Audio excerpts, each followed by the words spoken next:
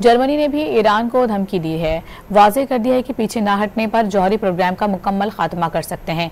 एक इंटरव्यू में German chancellor Friedrich मर्स ने वाज़ेह किया है कि ईरानी जौहरी प्रोग्राम के खात्मे का मकसद इजराइल तन्हा हासिल नहीं कर सकता। इल्ज़ाम आयद किया है कि ईरानी हुकूमत दुनिया भर में तबाही फैला रही है। हमास और हिजबुल्लाह जैसे ग्रुपों के पीछे तेहरान का हाथ है। जर्मन चांसलर ने मौक़िफ़ इख्तियार किया है कि ईरान मुज़ाकरात की मेज़ पर वापस आए तो फौजी कार्रवाई की ज़रूरत नहीं होगी।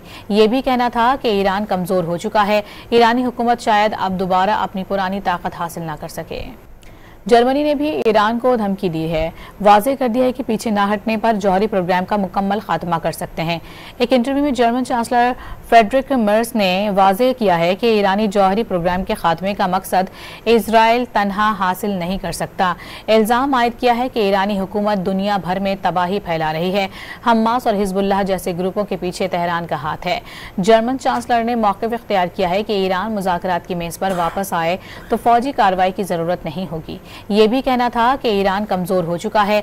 ईरानी हुकूमत शायद अब दोबारा अपनी पुरानी ताकत हासिल न कर सके।